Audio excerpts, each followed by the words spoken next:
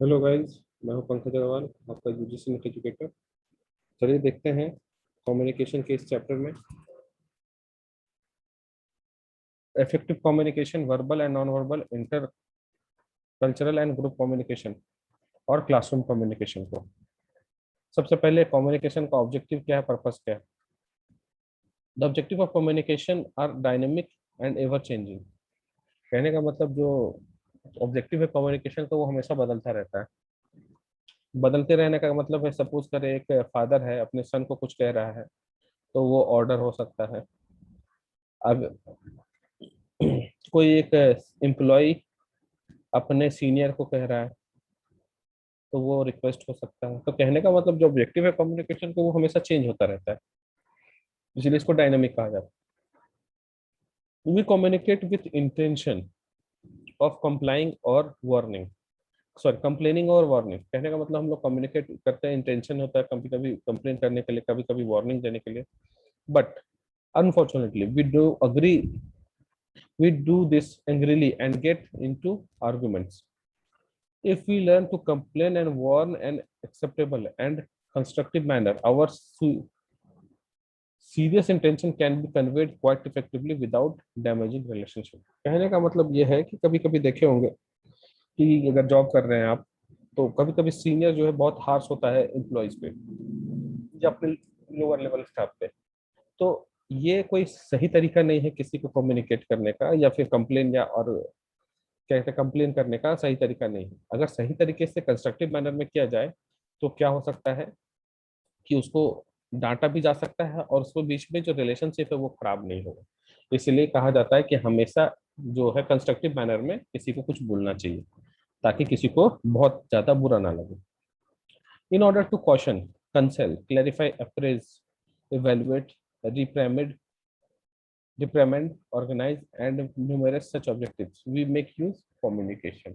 कहने का मतलब यहाँ पे कि इन सभी चीजों के लिए हम लोग कम्युनिकेशन यूज करते हैं, जैसे question, counsel, clarify, appraise, evaluate, reprimand, organise, और ये सब चीज के लिए हम लोग क्या करते हैं, कम्युनिकेशन को यूज करते हैं। इवेल्युएशन ऑफ कम्युनिकेशन इफेक्टिवनेस, मतलब कम्युनिकेशन का इफेक्टिवनेस क्या है इसके बारे में हम लोग यहाँ पे देखेंगे। Communication is not an end in itself, rather it means to attain other end or goals। कहने का मतलब ये है कि सिर्फ ये communication is not in and in itself, मतलब वो खुद में खत्म नहीं होता। इसका मतलब जो है अटेन अदर एंड और गोल, कहने का मतलब ये दूसरे जिसको कहा जा रहा है उसके लिए ये होता है। हम कह रहे हैं मान लीजिए आपको, तो आपके लिए ये नहीं है। जिसके लिए मतलब सॉरी मेरे लिए ये नहीं है कि आपको कह रहे हैं तो मतलब ये आपके लिए है।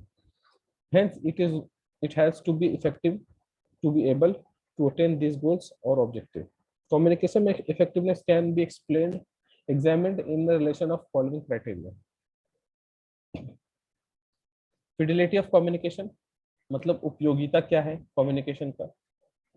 The distortion free quality of message is called Fidelity, मतलब जिसमें कोई डिस्टॉर्शन नहीं है, जिसमें कोई छेड़छाड़ नहीं हुआ, जैसे कोई कुछ कह रहा है उसमें कोई जैसा वो कह रहा है वैसा ही जो लिसनर है उसको मिले या रिसीवर उसको मिले, तो उसको क्या, अगर उसमें छेड़छाड़ नहीं हो रहा है तो उसको फिडेलिटी कहा गया। Ineffective person an effective person gets the message across the others with minimal possibilities of misunderstanding। और ऐसा अगर रहा, जैसे कि मान लीजिए ए जो है वो बी को कुछ कहा, अब जो भी ए बी को कहा वही मैनर में अगर बी को पहुंच रहा है तो मिसअंडरस्टैंडिंग होने का चांसेस जो है वो बहुत कम हो जाता है। लेकिन कभी कभी आप देखे होंगे कि ए कहा बी को और बी कह दिया कुछ सी को। ए कहा एक्स बी को, सपोज कर ले, तो बी एक्स वाई कह दिया सी को। अब बताइए ए और सी के बीच में मिसअंडरस्टैंडिंग करो स्टार्ट हो सकता है, पॉसिबल है। तो वही चीज कहा गया यहाँ पे कि जैसे अगर कोई चीज छेड़छाड़ ना हो कम्युनिकेशन में, या जो बोला गया वही रिसीवर को मिले, तो उसमें मिसअंडरस्टैंडिंग होने का जो चांसेस है वो बहुत कम होता है। नेक्स्ट है economy. In effective communication a minimum of energy time, symbols and cues are used to encode message without losing the its fidelity and impact। मतलब communication a minimum energy of time, symbols and cause used to encode message। कहने का मतलब जब sender receiver को message कर रहा है तो हम लोग क्या चाहते हैं कि कोडेड फॉर्म में मैसेज जाए और वो सिर्फ बी के लिए हो। या बी ही सिर्फ समझे, कोई तीसरा ना समझे। उसके लिए क्या है, हम लोग कोई कम समय में ये सारा चीज कर पाए, यही चीज इकोनॉमी से इंडिकेट कर रहे हैं यहाँ पे। मिनिमम ऑफ एनर्जी टाइम, मतलब उसको जो कन्वर्ट कर रहे हैं हम लोग किसमें, सिंबल्स में, क्लूज में, या फिर दूसरे चीजों में, उससे क्या होगा, आसानी से समझ पाए रिसीवर। इसी चीज को इकोनॉमिक टर्म से डिफाइन किया गया। Next, congruence. An effective communication integrates both verbal and non verbal cues. कहने का मतलब, कॉन्ग्रुएंस कहने का मतलब, जो भी हमारा इफेक्टिव कम्युनिकेशन है वो कभी कभी क्या है, वर्बल और नॉन वर्बल दोनों पे, अब दोनों एक साथ होता है। जैसे कि मान लीजिए कोई किसी को डांट रहा है, डांटना, ठीक है। अब डांट रहा है तो डांटते समय डांटने वाला जो वर्ड्स है जो वो बोल रहा है और मुस्कुरा रहा है, वो स्माइल कर रहा है, तो बताइए क्या ये कंप्लीटली डांटना हुआ? अगर वो हंस के कोई किसी को डांट रहा है तो उसको डांटना नहीं कहेंगे, ठीक है। तो डांटते समय वर्ड्स भी मैटर करता है और एक्सप्रेशन भी मैटर करता है, और एक्सप्रेशन क्या, एंग्री एक्सप्रेशन मैटर करता है। तो ये चीज होना चाहिए, यही चीज का गया कॉन्ग्रुएंस का मतलब, कि ये इंटीग्रेट करता है verbal and non verbal. Verbal किसको कहते हैं, जिसको हम लोग बोलने में यूज करते हैं, या लिखे हुए फॉर्म में यूज करते हैं, उसको वर्बल कहते हैं। नॉन वर्बल किसको कहते हैं, एक्सप्रेशंस को नॉन वर्बल कहते हैं। ये प्रीवियस वीडियो में कम्युनिकेशन पे बताया हुआ है, आप वहां पे देख सकते हैं। नेक्स्ट है influence. The most important criteria of effectiveness in the influence that communicator is able to exercise over receiver of the communication। मतलब ये कहा जा रहा है कि जो भी कहने वाला है, सेंडर, वो इन्फ्लुएंस कर रहा है और रिसीवर को इंफॉर्मेशन भेज रहा है इन्फ्लुएंस करके। मींस यहाँ पे लिखा हुआ है communicator achieve the result he intended. मतलब कम्युनिकेटर जो है, वो बोलने वाला जो है, वो क्या है, जो चाह रहा था बोलने के लिए, बोलने के बाद वो रिसीवर से वो रिप्लाई भी आ रहा है, वो फीडबैक भी आ रहा है, वो चीज उसको मिल गया। तो जैसे कि मान लेते हैं, सपोज कर लीजिए, इसके बारे में समझिए। एक पर्सन यहाँ पे है ए, और ये पर्सन बी। अब ए को पानी चाहिए पीने के लिए, वो बी से बोला कि पानी लेके आओ, प्लीज ब्रिंग सम वाटर। अब बी क्या किया, पानी लाके इसको दे दिया। तो इसका इंटेंशन क्या था कि हमको पानी मिले, और किससे मिले, इस पर्सन से मिले। तो ये जब पानी लाके दिया तो इसका इंटेंशन पूरा हो गया। इसी को इन्फ्लुएंस कहते हैं। जब कभी भी कम्युनिकेशन कोई करता है तो वो कम्युनिकेशन करने का मतलब ये है कि वो इन्फ्लुएंस कर ले, ताकि उसका जो काम है वो पूरा हो जाए। नेक्स्ट है relationship building. Effective communication contributes to building of trust and better relationship between source and target. अब कम्युनिकेशन का ही मतलब होता है, मान लीजिए किसी के बीच में झगड़ा हो गया, बातचीत नहीं चल रहा है, अगर दोनों में बातचीत करना हो या फिर से वापस रीस्टैब्लिश करना हो कम्युनिकेशन, मतलब सब कुछ चीजों को, तो मिनिमम बेसिक क्राइटेरिया क्या है, ये दोनों एक दूसरे से बात करें, तभी तो जाकर रिलेशनशिप बनेगा। कहा जाता है कि कभी भी दोस्ती करने का जो पहला स्टेज होता है वो है क्या कहते हैं, कम्युनिकेशन, बातचीत करना सबसे पहले। तो इसी चीज से को कहा गया है कि इफेक्टिव कम्युनिकेशन जो है वो बातचीत से ही शुरू हो सकता है। नेक्स्ट है 7 C's of effective communication. Communication में सी, अलग अलग सी के बारे में कहा गया है, और उसमें 7 सी है। इसका यूज क्या है, which makes communication more understandable, valuable and effective. मतलब आप जो कम्युनिकेशन कर रहे हैं वो ज्यादा इफेक्टिव हो, ज्यादा वैल्यूएबल हो, और ज्यादा अंडरस्टैंडेबल हो। इसी के लिए कम्युनिकेशन में 7 सी का कॉन्सेप्ट आया गया है। इसको हम लोग वन बाय वन देखेंगे यहाँ पे। पहला है completeness. Communication must be complete. कहने का मतलब है कि अगर आप कुछ किसी को कह रहे हैं तो अधूरा कहेंगे तो वो कम्युनिकेशन जो है वो इफेक्टिव नहीं कहलाएगा। वो क्या कहलाएगा, इनकम्प्लीट कहलाएगा। It should convey all facts required by the audience. ये जो भी कहने वाला होगा वो सब कुछ कहेगा, इनकम्प्लीट कहेगा तो समझने में जो रिसीवर है वो हो सकता है कि वो समझने में समझ ना पाए पूरी चीजों को। The sender of the message must take into consideration the receiver's mindset and convey the message accordingly. A complete communication as following features। मतलब complete communication का क्या क्या फीचर्स है इसके बारे में लिखा गया। तो कोई भी कम्युनिकेशन हमेशा हमेशा क्या होना चाहिए, कंप्लीट होना चाहिए। और यही कम्युनिकेशन के 7 सी का पहला सी है, कंप्लीटनेस।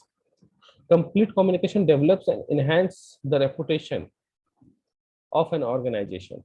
कंप्लीट कम्युनिकेशन का मतलब ही है कि मान ले, सपोज कर ले कि आप जियो यूज कर रहे हैं रिलायंस का। आप जियो के जो मालिक हैं, ओनर है अनिल अंबानी, मुकेश अंबानी, वो कभी प्रेस कॉन्फ्रेंस रखते हैं और प्रेस कॉन्फ्रेंस में आधा अधूरा जानकारी दे दे, तो आधे से अधिक लोगों को समझ में नहीं आएगा। और जब समझ में नहीं आएगा तो क्या होगा, वो जो ऑर्गेनाइजेशनल डेवलपमेंट के लिए वो जो प्रेस कॉन्फ्रेंस किए वो फुलफिल नहीं हो पाएगा। इसीलिए कभी भी जो कम्युनिकेशन है वो कंप्लीट होना चाहिए।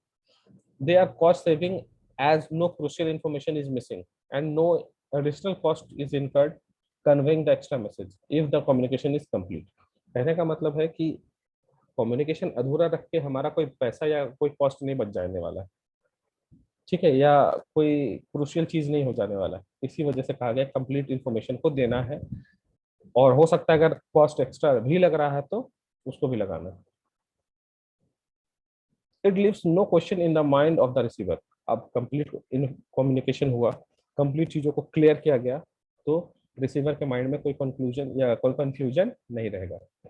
Complete communication helps in better decision making by the audience, readers, receivers the message as they get all desired and crucial information। Complete information जो है, कम्युनिकेशन जो है वो बेटर डिसीजन मेकिंग के में भी हेल्प करता है। इट परसुएट्स द ऑडियंस, और ये ऑडियंस को बताता है, समझाता है अच्छे से, सब कुछ करवाता है। ये हो गया कंप्लीटनेस, पहला सी है 7C में। Conciseness, conciseness means wordiness, communication what you want to convey in least possible words without foregoing the other C's। communication conciseness is a necessary for the effective communication। अब मान लीजिए कि कोई manager है, उसको अपने एम्प्लॉय से बात करना था और मैटर था ABC बात करने के लिए, लेकिन वो ABC को छोड़ के एक A से Z तक पूरा बात कर लिया, सिर्फ ABC ना करके A से Z तक पूरा कर लिया। तो बताइए ये जो एम्प्लॉयज है वो कंफ्यूज हो जाएगा। जैसे कि मान लेते हैं कि कोई मीटिंग है मैनेजर और सारे एम्प्लॉयज के बीच में सैलरीज को लेके, लेकिन जो मीटिंग है वो सैलरी को छोड़ के बाकी सब चीज पे डिस्कशन हो गया, तो क्या ये कंसाइज है? नहीं, ये चीज कंसाइज नहीं है। क्यों नहीं है? क्योंकि जिस मैटर पे बात करना है वही छोड़ के सब कुछ पे बात हो रहा है। इसीलिए कंसाइज होना भी जरूरी है कम्युनिकेशन में, और ये सेकेंड सी है कम्युनिकेशन का। It is both time saving as well as cost saving. Concise होगा मतलब छोटा होगा, कम मैसेज कन्वे करना हो, जैसे कि ट्विटर में देखेंगे, ट्विटर में हम लोग 140 वर्ड्स को भेज सकते हैं फिलहाल। अब इस 140 वर्ड में जो भी भेजना होगा वो कंसाइज वे में भेजेगा लोग, ताकि अच्छे से सामने वाले को समझ में आए, और वर्ड्स जो है वो कम होगा। अब वर्ड्स कम होने का मतलब ये है कि आपका क्या है, टाइम कम लिखने में कम समय लगेगा, और आपका जो कॉस्ट है वो भी बचेगा। इसीलिए सबसे पहले कंसाइज होना जरूरी है। क्यों? क्योंकि समय और कॉस्ट दोनों बचाता है। It underlines and highlights the main message at as it avoids using excessive and needless word. ये अंडरलाइन करता है, यानी मेन पॉइंट्स को ही सिर्फ दिखाता है मैसेज में, क्योंकि हम लोग अननेसेसरी वर्ड्स को यूज नहीं करते इसमें। नेक्स्ट है concise communication provide short and essential message in limited words to the audience. Concise communication जो है वो क्या कराता है, शॉर्ट एंड एसेंशियल मैसेज को लिमिटेड वर्ड्स में ऑडियंस तक पहुंचाता है। Concise message is more appealing and comprehensible to the audience. कहने का मतलब जो शॉर्ट या कंसाइज मैसेज है वो बहुत ज्यादा अपीलिंग होता है रिसीवर की तरफ से ऑडियंस के लिए, और कॉम्प्रिहेंसिबल मतलब वो आसानी से समझ में आने वाला होता है। Concise message is non repetitive in nature. अब जो मैसेज ऑलरेडी छोटा है उसमें हम लोग रिपीटेशन नहीं कर रहे तभी तो छोटा है, अदरवाइज अगर एक ही चीज को रिपीट बार बार कराया जाए वो क्या हो जाएगा, बड़ा हो जाएगा मैसेज। इसलिए कंसाइज मैसेज जो है वो नॉन रिपीटेटिव होता है। नेक्स्ट है third C, consideration. Consideration implies stepping into shoes of others. इसका मतलब यहाँ पे देखिए, effective communication must take the audience into consideration. मतलब आप जो कह रहे हैं, आप जो कह रहे हैं ऑडियंसेस को, और सॉरी ऑडियंस को, वो ऑडियंस आपके बात को लाइटली ना ले, आपके बात पे जो आप जो कह रहे हैं उस बात को सीरियसली समझे। The audience view points, background, mindset, education level, make an attempt to envisage your audience, their requirements, emotions as well as problems. कहने का मतलब अगर आप कुछ कह रहे हैं किसी को, तो आपकी बातों को वो कंसिडर करे, समझे क्या कहा जा रहा है, इसी चीज को यहाँ पे कंसिडर कहा जाता है। क्योंकि ऑडियंस में जो बैठा हुआ है, उसका हर ऑडियंस का एजुकेशन लेवल एक जैसा नहीं हो सकता, उसका हर का बैकग्राउंड एक जैसा नहीं हो सकता, हर का माइंडसेट एक जैसा नहीं हो सकता। इसीलिए हमको हर चीज को कंसिडर करना पड़ेगा बोलते समय। फीचर्स ऑफ कंसिडरेशन जो है, एम्फेसाइज ऑन यू अप्रोच। कहने का मतलब आप जो कह रहा है वो सामने वाले को एम्फेसाइज करेगा। Empathise with the audience and exhibit interest in the audience, मतलब वो ऑडियंस से रिलेटेड ही बात करेगा और ऑडियंस को ही एम्पैथाइज करेगा। This will stimulate a positive reaction from the audience. कहने का मतलब ये हुआ कि मान लीजिए अगर हर बात पर ऑडियंस के ही एग्जाम्पल को लेंगे तो ऑडियंस इंटरेस्ट लेगा अपने आपके कहने पे, मतलब आप जो कह रहे हैं उसके कहने पे, वो कहने वाले स्टेटमेंट पे वो इंटरेस्ट लेगा, क्योंकि एग्जाम्पल वो उन सभी लोगों के बीच का है वो, इसी वजह से। Shows optimism towards your audience, आपके ऑडियंस के बीच में जो है वो ऑप्टिमिज्म होगा। Emphasise on what is possible rather than what is impossible. जब भी आप ग्रुप में आप स्टेटमेंट दे रहे हैं या फिर ऑडियंस को स्टेटमेंट दे रहे हैं, तो क्या इम्पॉसिबल है इसके बारे में कभी जिक्र नहीं करना, क्या पॉसिबल है इसी के बारे में जिक्र करना। क्योंकि आप देखेंगे मोटिवेशनल स्पीकर जो होता है वो हमेशा क्या हमको करना है उस पर ध्यान देता है, क्या नहीं कर पाएंगे वो चीज पे नहीं ध्यान देते हैं। Lay stress on positive words such as jovial, committed, thanks, warm, healthy, help, etc..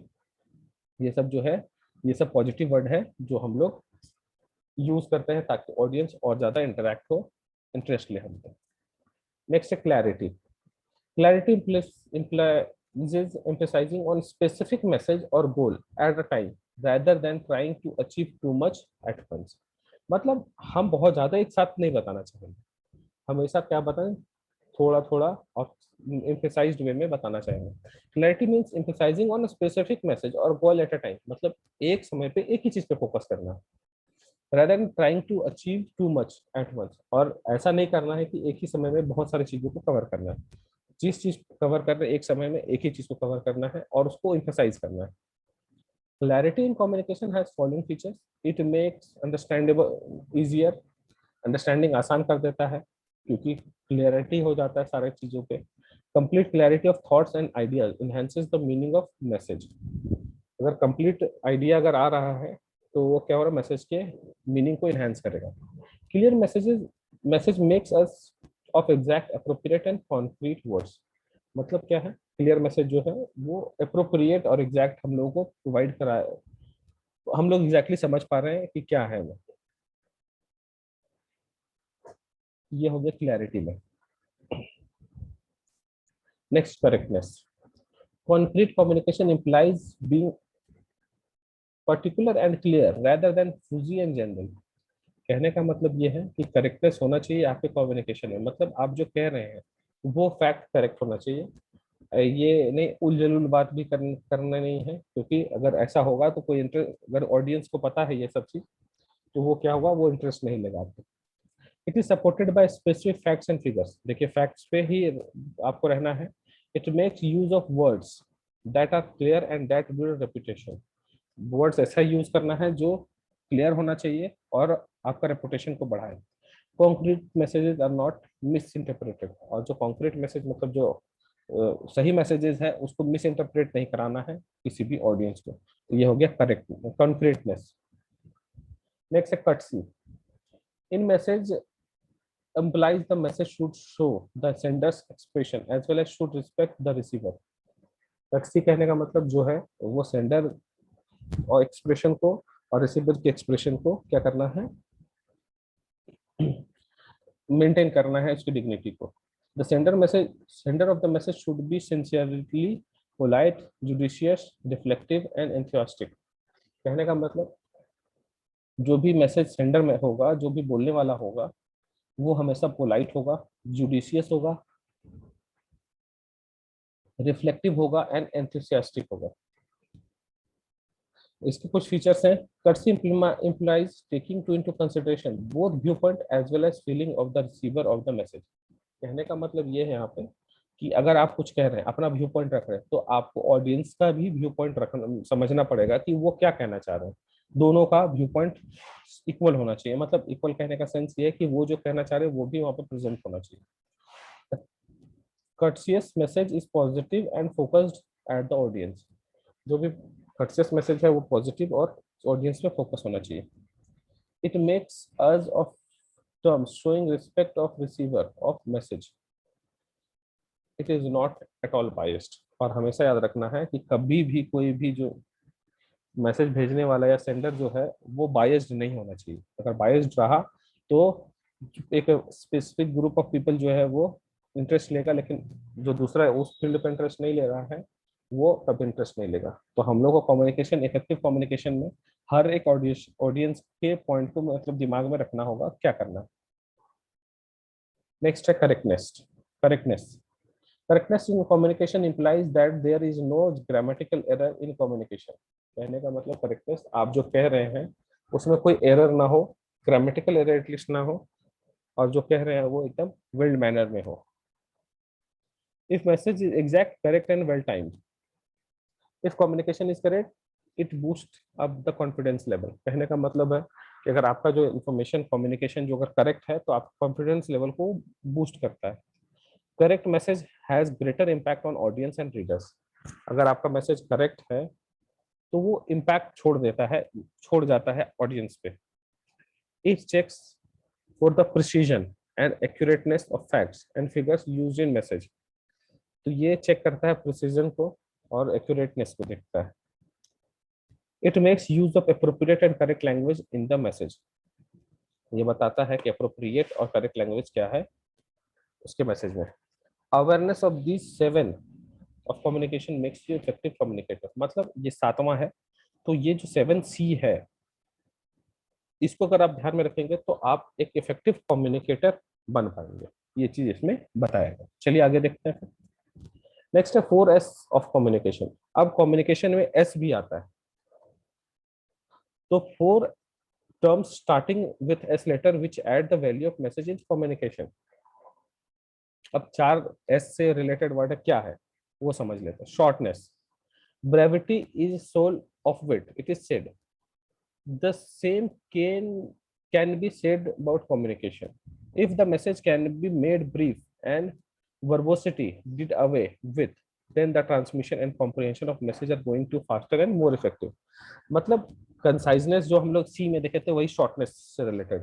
मतलब आपका मैसेज जितना ब्रीफ होगा, जितना छोटा होगा, जितना समझने वाला होगा, वो क्या होगा, वो आसानी से ट्रांसमिट भी होगा और समझ में भी आएगा और इफेक्टिव भी होगा। ये चीज कहा गया है। तो शॉर्टनेस जो है वो बहुत हद तक कंसाइजनेस से रिलेटेड है। अब यहाँ पे लिखा flooding messages with high sounding word do not create an impact. मतलब बहुत ज्यादा मैसेजेस आ रहा है तो वो इम्पैक्ट नहीं क्रिएट करता। Many people harbor a misconception that they can actually impress the receiver if they carry their expeditious trails, little do they realize how much they have lost and receiver has spent a major chunk on of his time in trying to decipher the actual meaning of message। कहने का मतलब यहाँ समझिए, मान लीजिए ये भेज रहा है मैसेज, सेंडर कम्युनिकेटर है, ये रिसीवर है, और ये बहुत बड़े मैसेज को मतलब सपोज कर लीजिए हम लोग ट्विटर का एग्जांपल है तो 140 वर्ड का है। ये क्या करिए 1000 वर्ड्स को भेज दिया। अब ये जब भेजेगा तो ये कोड होगा भेजते समय, जब ये रिसीव करेगा तो डिकोड होगा। और यहाँ पे ये डिसीफर का मतलब यही लिखा हुआ है कि जब डिकोड करेगा एक्चुअल मैसेज को तो उसको समय लगेगा डिकोड करने में। इसीलिए डिकोड करने में समय लगेगा तो क्या होगा, टाइम टेकिंग होगा मैसेज को पहुंचने में। मतलब ये समय जो छोटा होता तो वो 10 मिनट में मान लीजिए पहुंचता, तो ये अगर मान लेते हैं कि 7 गुना बड़ा है तो 7 कितना है, 70 मिनट में क्लियर हो पाएगा। यही चीज है कि करेक्ट जो शॉर्टनेस है वो बहुत जरूरी है मैसेजेस में कम्युनिकेशन के अंदर, ताकि भेजने वाले को कोड करने में कम समय लगेगा और जो रिसीव कर रहा है उसको डिकोड करने में भी कम समय लगेगा, ताकि फास्ट कम्युनिकेशन हो और आसानी से वो पढ़ पाए समझ पाए। दूसरा है simplicity. Simplicity both in the users words and ideas reveals clarity in thinking process। It is normally a tendency that when an individual he himself confused that he tries to use equally confusing strategies to lead receiver in image. कहने का मतलब है कि आप जो कह रहे हैं, आपका जो स्टेटमेंट है और जो रिसीवर है, वो आपके स्टेटमेंट को इतना सिंपल रखना है ताकि वो जो रिसीवर है वो आसानी से समझ पाए और वो चीज को वो सोच पाए कि क्या कहा जा रहा है अपने अपने एंड से। इसीलिए कभी भी मैसेज में, कम्युनिकेशन में मैसेज जो है वो सिंपल होना चाहिए, बहुत आसान होना चाहिए। नेक्स्ट है strength. The strength of message emanates from credibility of the sender। अब आप जो कुछ कह रहे हैं उसके में क्रेडिबिलिटी कितनी है, ये स्ट्रेंथ को शो करता है। अब एक पॉलिटिशियन है, आज एक्स पार्टी में है, कल को वो वाई पार्टी में जा रहा है। आज एक्स पार्टी में था तो वाई पार्टी की बुराई कर रहा है, जब वाई पार्टी में आया तो एक्स पार्टी की बुराई कर रहा है। तो इस पॉलिटिशियन का स्ट्रेंथ क्या होगा, क्रेडिबिलिटी क्या होगा? हम तो इसको जीरो मानेंगे, क्योंकि आज इसके साथ है, इसकी इसके लिए तारीफ कर रहा है, इसके साथ है इसकी तारीफ कर रहा है। तो ये चीज है। If the sender himself believes in a message that he is about to transmit, there is bound to be strength and conviction in whatever he tries to state. Half-uttered statement or utterances that the sender himself does not believe in add touch and falsehood of entire to the entire। कहने का यही मतलब है कि आपका जो credibility है वो आपको स्ट्रेंथ को बताएगा। क्रेडिबिलिटी ऑफ द सेंडर, इस चीज का ध्यान रखना है यहाँ पे। तो आपको इसमें क्वेश्चन क्या पूछा जाएगा कि 7C जो है इसमें से कौन सा C का पार्ट नहीं है, या भी 4S है जो है वो S का पार्ट नहीं है। तो याद रखिएगा इस सभी चीजों को, C का पार्ट कौन सा नहीं है, कौन सा S का पार्ट नहीं है। और जब हम कुछ MCQ करेंगे तो उसमें आपको ये चीज क्लियर हो जाएगा। Sincerity. A sincere approach to an issue is clearly evident to the receiver. If sender is genuine, it will be reflected in the manner which he communicates। कहने का मतलब आप जब सेंडर हैं तो आपका सिंसियरिटी भी मैटर करता है कम्युनिकेशन में, कि आप कितने सिंसियर हैं, कितने जल्दी रिप्लाई कर रहे हैं, या कितने जल्दी आप बोल पा रहे हैं, क्या आपके बातों पे लोग इंटरेस्ट ले रहे हैं, ये सब चीज इसमें ध्यान दिया जाता है। Suppose there is a small element of deceit involve in the interaction और on the part of the sender. कहने का मतलब अगर आप कोताही बरत रहे हैं इंटरेक्शन में तो वो इफेक्टिव कम्युनिकेशन नहीं होगा, ये चीज कहा गया इसमें। If the receiver is keen to observant he would be able to sense the make believe situation and the business transaction even if going full swing would not materialise. कहने का मतलब यही है कि सिंसियरिटी भी जरूरी होता है कम्युनिकेशन में। अगर आप सिंसियर नहीं है कम्युनिकेशन करते समय तो जो जो रिसीवर है या फिर जो ऑडियंस है वो आप पे ध्यान नहीं देगा। तो ये हुआ 4S ऑफ कम्युनिकेशन। नेक्स्ट है effective classroom communication. It is a verbal and non verbal communication used by both and teacher and learners to ensure the conducive environment is created which supports learning and understanding of the subject matter। कहने का मतलब कभी भी आप school में देखे होंगे कि बच्चों को समझाते समय टीचर जो है वो फेशियल एक्सप्रेशन बनाते हैं, फेशियल एक्सप्रेशन या फिर हैंड मूवमेंट करते हैं। बहुत जरूरी होता है hand movement.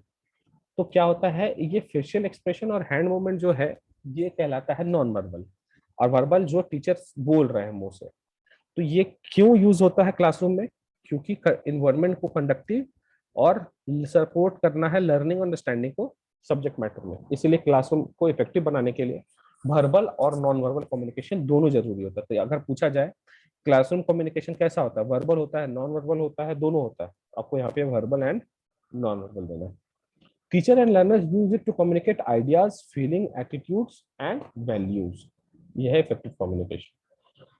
Function of classroom communication. Classroom communication का क्या क्या फंक्शन है उसके बारे में लिखा गया है। आप इसको डिटेल में आप पढ़ना चाहे तो पढ़ सकते हैं, ऐसे ये जरूरी नहीं है, यहाँ पे हम लिख बता दे रहे हैं। Understanding and insight. कहने का मतलब जो भी टीचर बता रहा है स्टूडेंट्स को वो समझ में आना चाहिए और वो लिमिटेड होना चाहिए,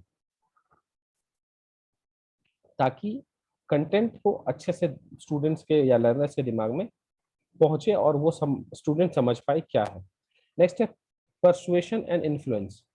कभी भी लर्नर जो है वो टीचर के इन्फ्लुएंस में रहना चाहिए, मतलब जो टीचर समझा रहे हैं उस पर अटेंशन देना चाहिए और पॉजिटिव इन्फ्लुएंस होना चाहिए, पॉजिटिवली स्टूडेंट्स को या लर्नर्स को टीचर्स के प्रति ध्यान रखना चाहिए। ये चीज हो गया persuasion and influence.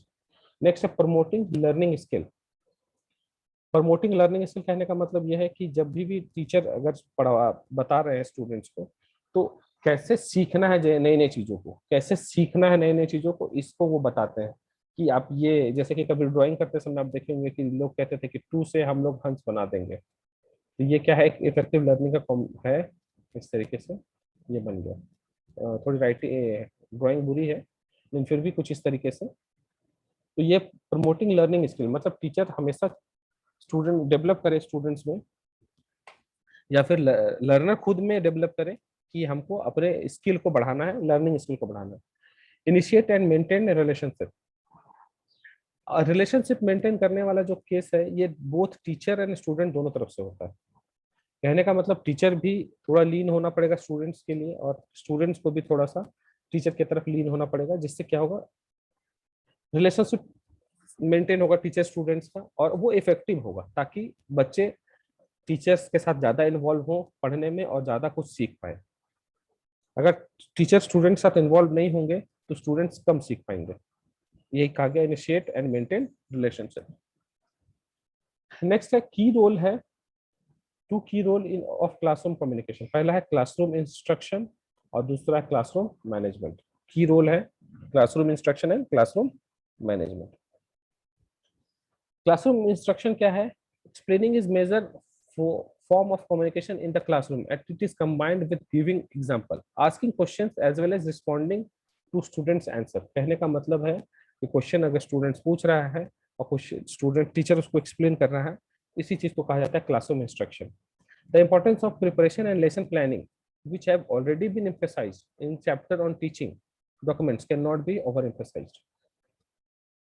Structuring content is small clear steps and moving from none to unknown is very useful for learner। तो कहने का मतलब यह है कि स्ट्रक्चर्ड जो कंटेंट होगा वो स्ट्रक्चर्ड होगा, जिससे क्या होगा, जो फैक्ट्स है नन टू अननन या फिर अननन टू नन, सॉरी नन टू अननन, मतलब जो जान रहे हैं और जो नहीं जान रहे उसके बारे में वो अच्छे से समझ पाए। Communicate always in a manner that shows that the goal of your teaching is show how knowledge is created progressively from simple to complex. कहने का मतलब यह है कि आप इस तरीके से कम्युनिकेट करें, टीचर्स बताए, जिससे क्या होगा कि कम सिंपल चीजों को सीखते सीखते हम लोग कॉम्प्लेक्स चीजों को कैसे सीख सकते हैं। जैसे कि इनिशियल स्टेज में हम लोग एडिशन सीखते हैं, सब्ट्रैक्शन सीखते हैं, लेकिन जैसे से बढ़ते हैं फिर मल्टीप्लिकेशन, फिर उसके बाद फॉर्मूला सीखते हैं, simple interest, profit and loss, ये सब धीरे धीरे बढ़ता जाता है। तो यही सिंपल से कैसे कॉम्प्लेक्स सीखना है, ये स्टेप वाइज स्टेप ये क्लासरूम इंस्ट्रक्शन के अंदर आता है। नेक्स्ट है क्लासरूम मैनेजमेंट। क्लासरूम मैनेजमेंट कहने का मतलब क्लासरूम में क्या होगा, कैसे होगा, उसको कंट्रोल करना।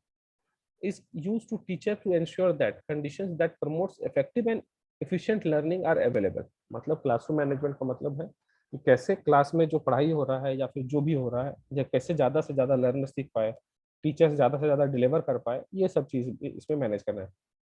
Whether you like or not, you will encounter classroom where some of your learners will disrupt learning in one way or other। अब जैसे कि बहुत सारे स्टूडेंट्स हैं, कुछ सिंसियर हैं जो सिर्फ पढ़ने में ध्यान दे रहे हैं, कुछ जो है वो हल्ला कर रहे हैं या फिर दूसरे को पढ़ने नहीं दे रहे हैं। तो ऐसी डिसरप्टिव एनवायरनमेंट जो होता है, उसी चीज को मैनेज कैसे किया जाता है।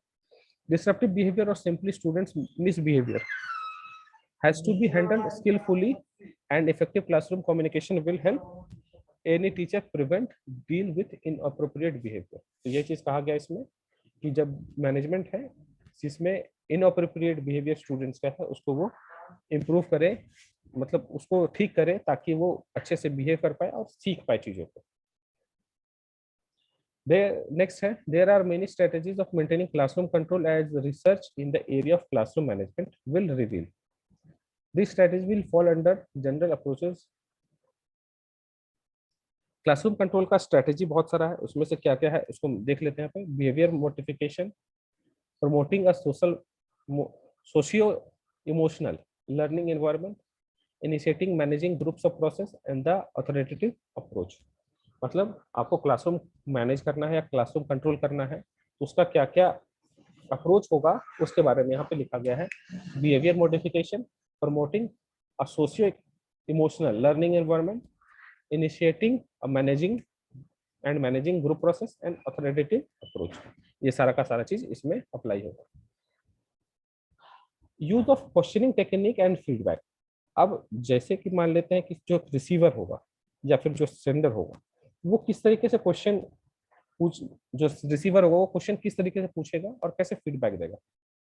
The quality of questions asked determines a teachers level of success with the lesson. कहने का मतलब एक स्टूडेंट जितना ज्यादा टीचर से क्वेश्चन पूछेगा इसका मतलब ये होगा कि स्टूडेंट जो है वो ज्यादा इंटरेस्ट ले रहा है सब्जेक्ट में और ज्यादा कुछ समझ रहा है ताकि वो क्वेश्चंस रेज कर पा रहा है।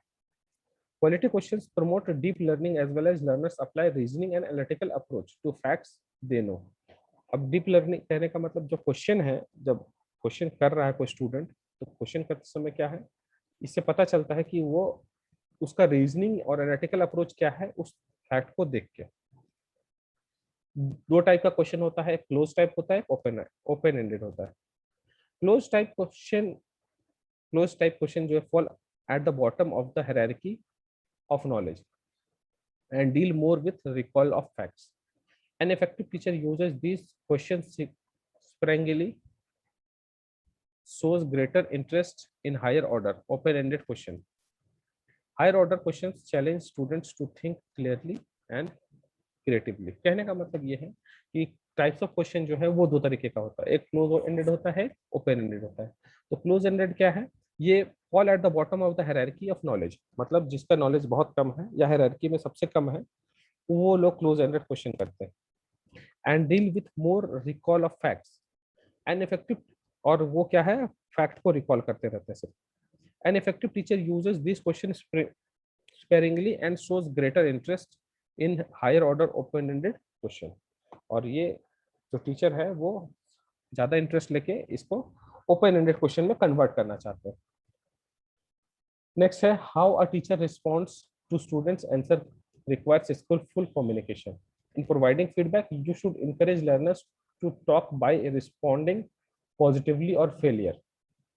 कहने का मतलब है कि जो स्टूडेंट्स क्वेश्चन पूछ रहा है उसको टीचर कैसे रिस्पॉन्ड कर रहा है, ये अगर टीचर बहुत अच्छे से रिस्पॉन्ड कर रहा है तो ये स्किलफुल कम्युनिकेशन कहा जाता है।